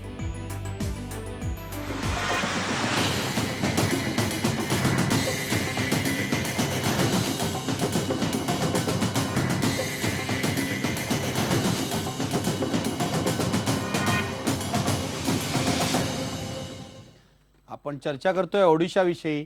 तिथला बिजू जनता दल आणि नवीन पटनायकांचा प्रभाव आपण आकड्यांमध्ये पाहिलेला आहे. दीक्षित सर, कसं पाहताय तुम्ही या आकड्यांकडे? मला असं वाटतं की बिहार पाठोपाठ ओरिसा हे एक राज्य असं आहे की जिथे काँग्रेस पक्षाची घसरलेली पत अजूनही सावरता आलेली नाही. ती या निवडणुकीतही सावरेल असं दिसत नाही. याचं मुख्य कारण असं की काँग्रेस पक्षामध्ये स्थानिक नेतृत्व, प्रादेशिक नेतृत्व जे असतं ते विकसित होऊ द्यायचं नाही असं जे हायकमांडचं धोरण असतं, त्याच्यामुळे जे बी पटनाईकांच्यापर्यंत कसं तरी चाललं, पण जे भ्रष्ट आहेत, जे कार्यक्षम आहेत, त्यांना पाठबळ द्यायचं आणि स्थानिक नेतृत्व डावलायचं असा दुहेरी डाव काँग्रेसने केल्यामुळे, आणि दुसरीकडे हे नवीन पटनाईक हे पश्चिमेकडून शिकून आलेले आणि बिजू पटनाईकांच्या नंतर ज्यांनी भाजपबरोबर युती केली होती, तंत्रज्ञानाची माहिती होती, आणि सगळ्यात महत्त्वाची गोष्ट म्हणजे आपली खासदारांची संख्या जरी कमी असली तरी राष्ट्रीय राजकारणामध्ये काही एक भूमिका बजावण्याची क्षमता असलेले असे नेते, अशी त्यांनी त्यांची मुद्रा उमटवलेली आहे. म्हणजे राष्ट्रपती पदाच्या निवडणुकीच्या वेळेला भाजप हा संसदेतला प्रमुख विरोधी पक्ष, पण त्यांना देखील जयललिता आणि पटनाईक यांनी उभा केलेला उमेदवार आपला विरोधकांचा उमेदवार म्हणून स्वीकारावा लागला होता.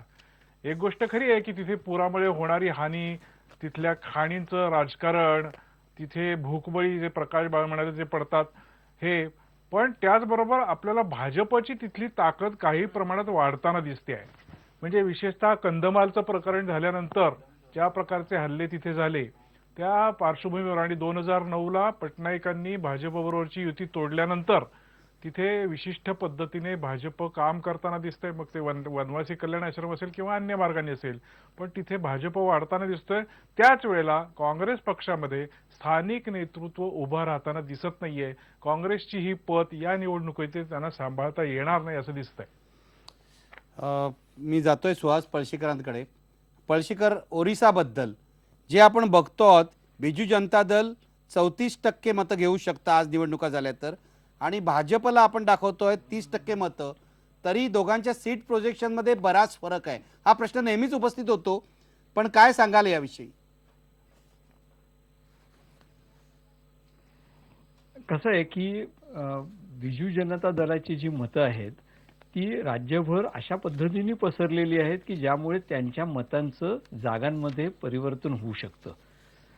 भारतीय जनता पक्षाची जी मतं आहेत ती निदान आत्ताच्या टप्प्यावरती तरी मोठ्या प्रमाणावर, ज्याला किनारपट्टीचा किंवा कोस्टल ओरिसा असं म्हणतात, त्या ओडिशाच्या भागामध्ये एकवटलेली आहेत आणि तिथे त्यांची आणि बिजू जनता दलाची अत्यंत चुरशीची स्पर्धा असणार आहे. त्यामुळे मतं जरी मिळाली तरी सुद्धा त्या मतांमधनं जागा किती मिळतील भारतीय जनता पक्षाला याच्याबद्दल ओडिशाच्या बाबतीमध्ये आपल्याला निश्चितपणे शंका घेता येते. माझ्या मते खरा मुद्दा जागा कमी मिळणं हा नाहीये, तर तो असा आहे की 2 नंबरच्या पर्यंत भारतीय जनता पक्ष तिथे पोहोचू शकतो. हे ओडिशाच्या राजकारणाच्या दृष्टीने महत्त्वाचं आहे. कारण त्याचा एक अर्थ असा होतो की विधानसभेच्या निवडणुकीमध्ये आणि विधानसभेमध्ये ओडिशामध्ये भारतीय जनता पक्ष ही महत्त्वाची भूमिका बजावू शकेल. आणि नंबर 2, तिथल्या राजकारणाचं स्वरूप आता त्यामुळे तिरंगी होऊ शकतं, कारण काँग्रेस, भाजप आणि बीजेडी अशा तिघांमध्ये जर स्पर्धा झाली तर विधानसभेच्या पातळीवरच्या निकालांमध्ये बऱ्यापैकी फरक पडू शकतो.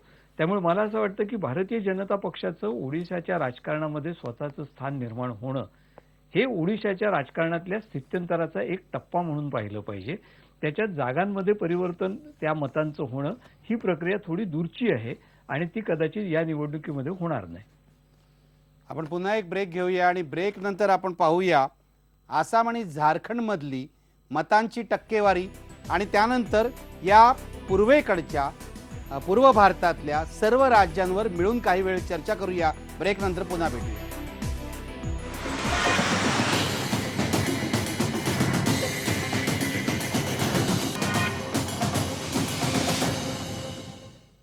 आपण आता आसाम आणि झारखंड ही पूर्व भारतातली 2 राज्य आहेत, तिथला वोट शेअर बघूया.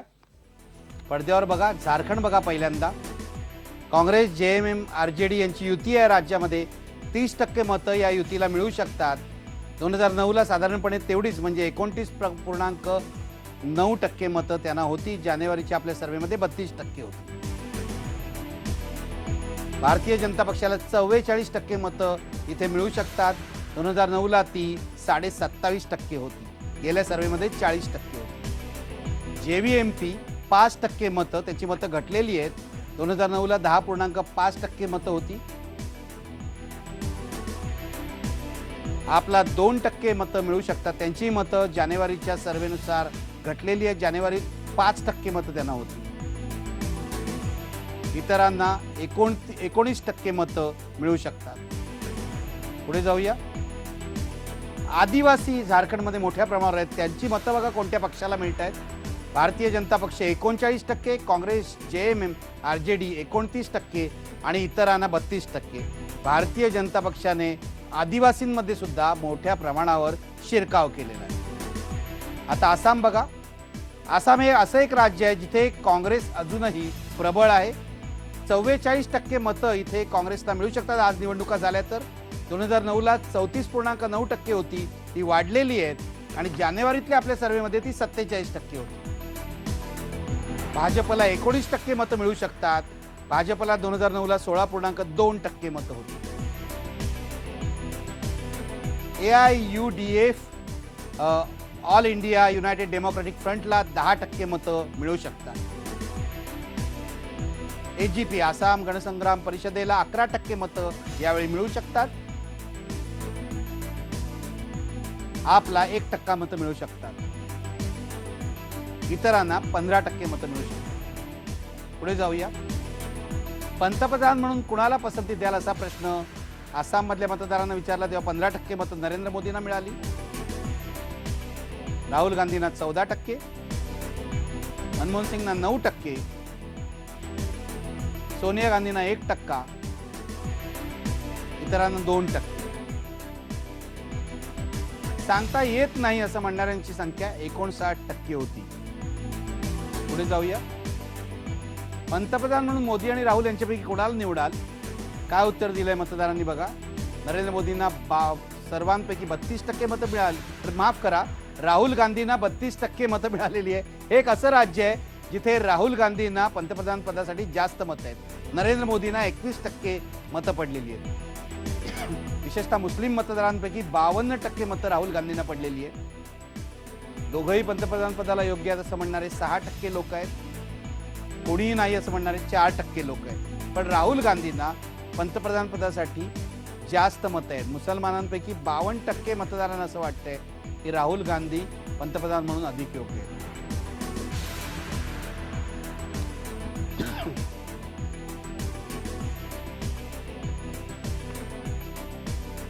पंतप्रधान म्हणून मोदी आणि राहुल यांच्यापैकी कुणाला निवडाल असं 38% लोक म्हणतायत की 38% मुसलमान मतदारांपैकी म्हणतायत की सांगता येत नाही. 67% सर्वांपैकी म्हणतायत सांगता येत. आपण चर्चेला सुरुवात करूया. पण मला आता या सर्व राज्यांची 5 राज्य जी आपण बघितली त्यांची गोळाबेरीज काय होते हे आपल्या पाहुण्यांना विचारायचं आहे. पूर्व भारताचं एकूण चित्र काय आहे प्रकाश बाळ?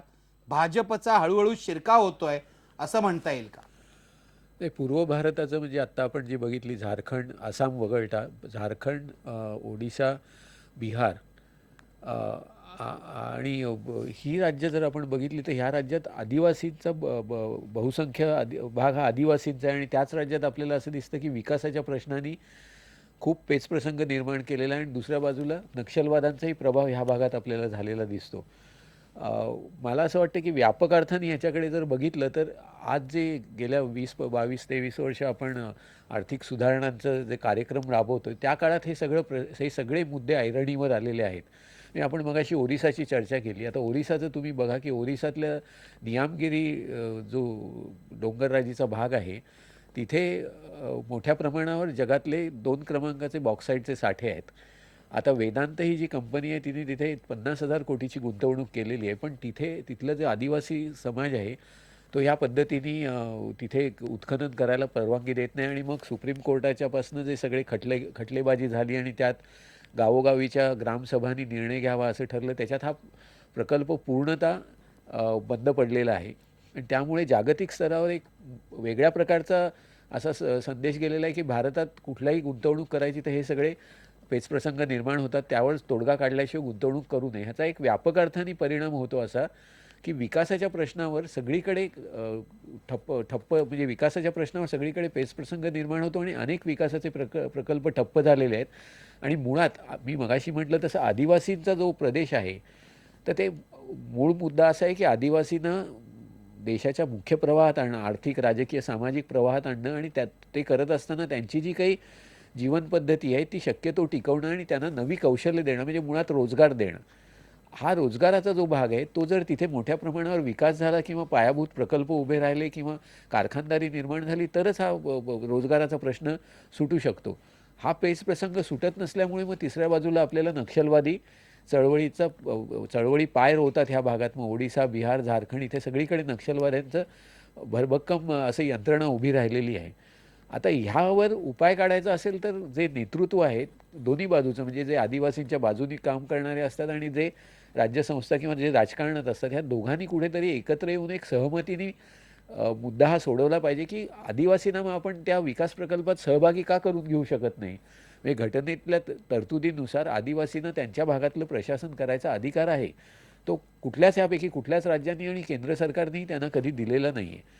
मूळ मुद्दा तो जर अशा पद्धतीचा जर घटनेतल्या तरतुदीची अंमलबजावणी झाली आणि आदिवासींना जर विकासाच्या प्रकल्पात आणण्याचा आपण विकासाच्या प्रक्रियेत आणण्याचा, त्यांना सहभागी करून घेण्याचा आणि विकासाचे जे प्रकल्प आहेत म्हणजे कारखानदारी असेल, खाणी असतील, ह्याच्यातले जे फायदे होतात त्याचे त्यांना वाटा मिळेल अशी जर काही व्यवस्था उभी करू शकलो तर ह्या भागातला नक्षलवादाचाही प्रश्न सुटण्याच्या दृष्टीने मदत होईल. पण तसं न करता केलं काय जातं त्याचं उत्कृष्ट उदाहरण म्हणजे झारखंडमध्ये आहे बघा. झारखंड हा बिहारपासून वेगळा झाला आणि जो छोटा नागपूर पूर्वी बिहारचा भाग होता तो झारखंड झाला आणि झारखंड हा खनिज संपत्तीने अगदी संपन्न असा भाग आहे.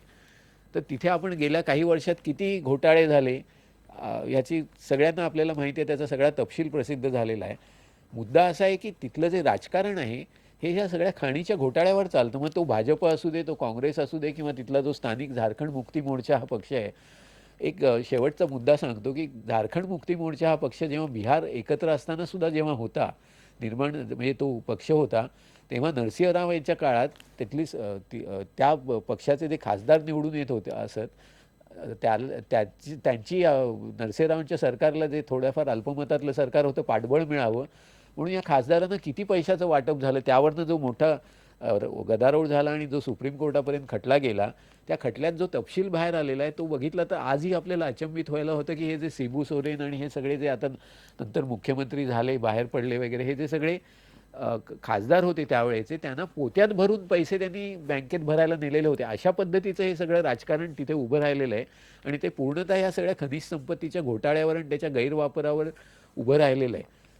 त्यामुळेच त्या भागात नक्षलवाद, मी जसं म्हटलं त्या भागात ओरिसात हे जे नक्षलवादाचे जे क्षेत्र आहे तिथे जो प्रभाव वाढतोय तो त्यामुळे वाढतोय आणि ह्याच्यावर कुठे ना कुठेतरी राजकीय नेतृत्वात किंवा राजकीय पक्षात सहमती झाली पाहिजे आणि त्याबरोबर ह्या भागाचा विकास कसा करणार ह्यावर एक व्यापक सहमती झाल्याशिवाय हे प्रश्न सुटणार नाहीत. आणि त्यामुळे मग असं दिसेल की तुम्हाला विकासाच्या प्रश्नावर आज जो काही सगळा माहोल तयार केला आहे नरेंद्र मोदी यांच्या नेतृत्वाखाली भाजपनी, तर त्या विकासाच्या प्रश्नावर तुम्हाला भाजपची वाटचाल पुढे होताना दिसते. जो आपला प्रश्न होता की विकासाच्या प्रश्नावर भाजप का पुढे येतोय किंवा भाजपची वाटचाल का होते किंवा त्यांना ज्याची मताची टक्केवारी का मिळते, तर ती ह्या परिस्थितीमुळे मिळते हे आपण लक्षात घ्यायला पाहिजे.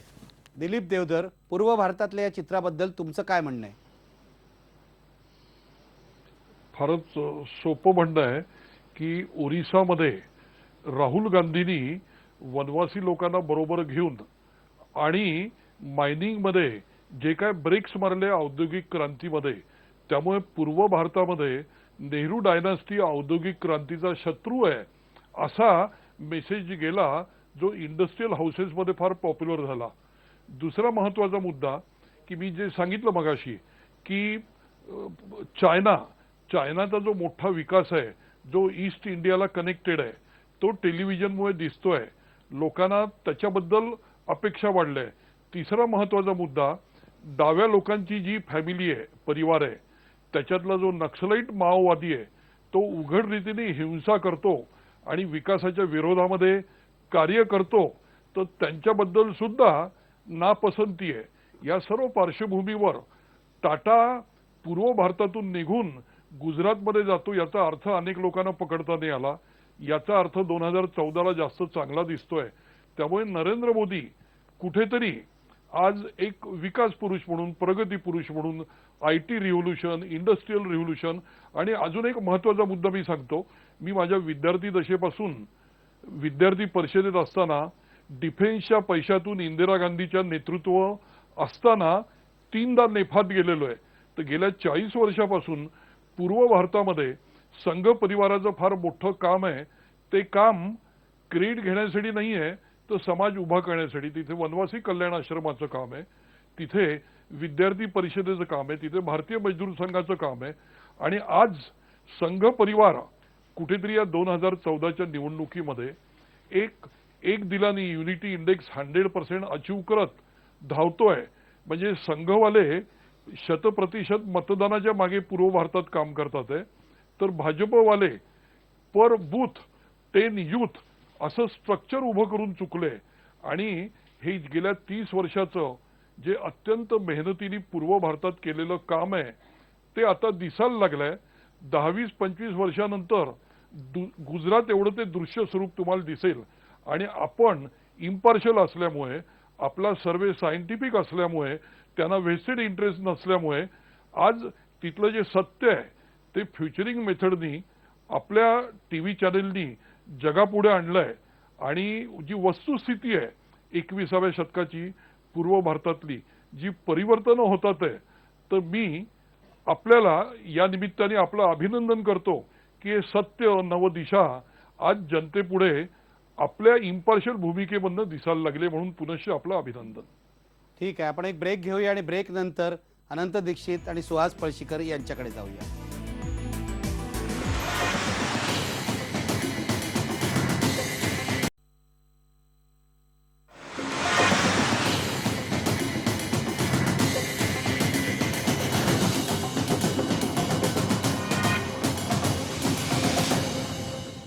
ब्रेक नंतर मी जातोय अनंत दीक्षितांकडे. दीक्षित सर, तुम्ही पाहिलेलं आहे कशा प्रकारचं चित्र पूर्व भारतामध्ये आहे, काय यावरून निष्कर्ष काढताय तुम्ही?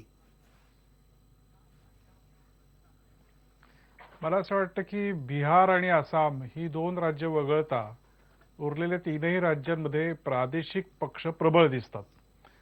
आसाममधली परिस्थिती वेगळी आहे. मुख्यतः तिथे आसाम गण संग्राम परिषदेमध्ये जी फूट पडलेली आहे, आसाम गण संग्राम परिषदेचे अनेक लोक भाजपमध्ये आलेले आहेत किंवा तिथला भाजपचा प्रदेशाध्यक्षच आसाम गण संग्राम परिषदेतून आलेला आहे. प्रफुल्ल कुमार महंत यांच्या नेतृत्वावरचा विश्वास उडाल्यामुळे त्या गणसंग्राम परिषदेमध्ये मोठ्या प्रमाणात ही फूट पडली. मुस्लिम बहुल जो भाग आहे आसाममधला, तिथे काँग्रेसला मोठ्या प्रमाणावरती स्थान पूर्वापार चालत आलेलं आहे. बोडोंचा जो प्रश्न आहे, कोक्राझार वगैरे हा जो परिसर आहे, तिथे बोडो लँडला किंवा बोडोलँड समर्थकांना मोठं पाठबळ मिळतं. आणि दरवेळी गाजणारा तिथला महत्त्वाचा मुद्दा म्हणजे अनधिकृत स्वरूपाचे नागरिक जे आहेत त्यांच्या मतदारांची संख्या. पण आसाममध्ये काँग्रेस पक्ष आपली जागा टिकवेल. जसं ओरिसामध्ये नवीन पटनाईक यांचं सरकार चौथ्यांदा येईल असं दिसतं, तसं तिथे गोगोईंचं सरकार सलग 3 वेळेला निवडून आलेलं आहे. झारखंड हे एक आणखीन महत्त्वाचं राज्य आहे की जिथे गेल्या 13-14 वर्षामध्ये 9 सरकारं येऊन गेली. म्हणजे छोटी राज्य केली म्हणजे फार त्याला फायदा होतो वगैरे असं जे काही म्हटलं जातं विशेषतः भाजपकडून, ते तिथे गेल्या 9 वर्षात काय प्रकारचे व्यवहार झाले, कोणी कोणाशी युती केली, म्हणजे शिबू सोरेन कधी भाजपबरोबर तर कधी काँग्रेसबरोबर असंही घडलेलं आहे. इतकंच नव्हे तर नितीन गडकरी राष्ट्रीय अध्यक्ष असताना राज्यसभेची एक निवडणूक झारखंडची कशामुळे रद्द झाली, कुठे नोटा सापडल्या, हे सगळं लोकांच्या पुढे आहे. तेव्हा झारखंडमधली परिस्थिती ही तिथल्या आदिवासींच्या विकासाची जशी आहे, त्या विकासाच्या वंचनेची जशी आहे, तिथे राजकीय चारित्र्याची पण आहे. आणि विचारशून्य राजकारण करणाऱ्यांच्या दृष्टीने बिहार आणि झारखंड या 2 राज्यांमध्ये मुख्यतः राजकारणातला शत्रुमित्र विवेक संपलेला दिसतो. म्हणजे जेव्हा आपल्याला लढायचं आहे आणि शत्रू कोण हेच कळत नाही, तेव्हा लढाई जास्त गुंतागुंतीची होते. अशी परिस्थिती या 2 राज्यांमध्ये झालेली दिसते. त्यामुळे पश्चिम बंगाल, ओरिसा आणि बिहार ही 3 महत्त्वाची राज्य महत्त्वाची भूमिका बजावणार आहेत. आणि या तिन्ही ठिकाणी वेगवेगळे प्रवाह दिसतात. 2 ठिकाणी प्रादेशिक नेतृत्व आणि ते प्रादेशिक नेतृत्व फेडरल फ्रंट म्हणा किंवा या दृष्टीने काही हालचाली करताना देखील दिसत आहे. त्यामुळे येणाऱ्या सरकारमध्ये या पूर्व भागातल्या 2 ते 3 नेत्यांचा अतिशय महत्त्वाचा वाटा निश्चितपणाने असेल. ओरिसामध्ये लोकसभेबरोबरच विधानसभेची निवडणूक होत असल्याने आणि सलग चौथ्यांदा पटनाईक कौल मागत असल्याने त्यांचा या निवडणुकीमधला रोल किंवा भूमिका ही महत्त्वाची असेल असं मला वाटतं. शेवटी मी डॉक्टर सुहास पळशीकरांकडे जाणार आहे. पळशीकर सर, मला एवढंच तुम्हाला विचारायचं आहे की आपल्या प्रेक्षकांना स्पष्ट करणं आवश्यक आहे की या 5 राज्यांपैकी झारखंड आणि आसाम या 2 राज्यांचं आपण वोट पर्सेंटेज काढलेलं आहे, सीट प्रोजेक्शन काढलेलं नाही आहे, याचं काय कारण आहे? ही जी 2 राज्य आहेत तिथला एकूण आपला जो सर्वेक्षणाचं काम झालेलं आहे, त्या सर्वेक्षणाचा नमुना जो आहे त्याची संख्या मर्यादित आहे. आणि जेव्हा मर्यादित संख्या असते नमुन्याची त्यावेळेला त्याच्या आधारे सीट प्रोजेक्शन करू नये असं मानलं जातं. उदाहरणार्थ जर आपण पाहिलं तर आपल्याला असं दिसेल की झारखंडमध्ये 1000चा साधारणपणे नमुना आहे किंवा सॅम्पल ज्याला आपण म्हणतो, सर्वेक्षण जे केलं ते, आणि आसाममध्ये ते 1000च्या आतमध्ये 798 आहे. तिथली एकंदर गुंतागुंत जर लक्षात घेतली तर हा नमुना पुरेसा नसल्यामुळे तिथे आपण सीट प्रोजेक्शन केलेलं नाहीये. पण फक्त कोणत्या प्रकारचा कल आहे तिथे राजकीय ते दाखवण्याचा प्रयत्न या सर्वेक्षणामधनं आपण करतोय. आणि एकूण जर पूर्व भारत म्हणून विचार केला या 4-5 राज्यांचा तर आपल्याला असं दिसेल की एक कुठला तरी कल तिथे आहे असं चित्र नाहीये. तर 2 गोष्टी तिथे दिसतात. एक म्हणजे आसाम आणि उडीसा हे एका गटात येतात, ज्याच्यामध्ये पश्चिम बंगालही एका अर्थाने येईल, की जिथे प्रस्थापित सरकारच्या अनुकूल असल्यामुळे लोकमत ते सरकार ज्या बाजूनी असणार आहे त्या बाजूनी मतदान होण्याची शक्यताही जास्त आहे. याच्या उलट आपल्याला असं दिसतं की बिहारमध्ये पूर्णपणे उलट चित्र आहे की प्रस्थापित सरकारच्या विरोधातला कौल म्हणून मुख्यतः तिथे मतदान होणार आहे. झारखंड आत्ता दीक्षितही म्हणाले त्याप्रमाणे स्थापनेपासूनच जवळपास या राज्याच्या तिथे राजकीय आकृतिबंध कुठलाही स्थिर होऊ शकलेला नाहीये आणि त्यामुळे गेल्या वेळेला तिथे भारतीय जनता पक्षाला भरघोस यश मिळालं होतं. या वेळेला त्याच्याहून जास्त यश मिळण्याची काही शक्यता नाही. त्यामुळे एकंदर जर या 4-5 राज्यांचा विचार केला तर आत्ता दीक्षित म्हणाले त्याप्रमाणे आपल्याला असं दिसेल की ममता बॅनर्जींचा तृणमूल काँग्रेस पक्ष आणि उडीसामधला नवीन पटनायकांचा बिजू जनता दल यांची या भागातली भूमिका ही महत्वाची राहणार आहे. त्याच्यातही माझ्या मते ममता बॅनर्जींचं महत्व जास्त असेल. याचं कारण बिजू जनता दलाची, नवीन पटनायकांची सगळी शक्ती ही चौथ्यांदा निवडून येण्यावरती खर्च होणार आहे. ते येतील किंवा येणार नाही याचा अजून निकाल लागायचा हे आपण लक्षात ठेवलं पाहिजे. आत्ता दिसतंय ते लोकप्रिय आहेत, पण ज्या प्रकारची तिरंगी लढत होतीये ते पाहिलं तर तिरंगी लढती होतात त्यावेळेला लहान मतदारसंघ जेव्हा होतात, म्हणजे विधानसभेच्या पातळीवर आपण जेव्हा जातो तेव्हा निकाल बदलतात. हे जर लक्षात घेतलं तर नवीन पटनायकांची सगळी शक्ती तिथे खर्च होणार आहे. आणि त्यामुळे लोकसभेच्या निवडणुकीच्या दृष्टीने जर विचार केला तर आजच्या या 5 राज्यांमधनं 2 आपल्याला परस्पर विरुद्ध संदेश मिळतात. एक म्हणजे एका मोठ्या बिहारसारख्या राज्यामध्ये धडाक्याने झालेला भाजपचा प्रवेश आणि दुसऱ्या बाजूला ममता बॅनर्जींची इथून पुढच्या काळातल्या राजकारणात असणारी महत्वाची भूमिका. मी आज इथेच थांबतोय. उद्या आपण बघणार आहोत दक्षिण भारतातली राज्य. तुम्ही पाहतात IBN लोकमतचा इलेक्शन ट्रॅकर, उदाहरणार्थ इलेक्शन ट्रॅकर ओपिनियन पोल. उद्या पुन्हा भेटूया याच वेळेला.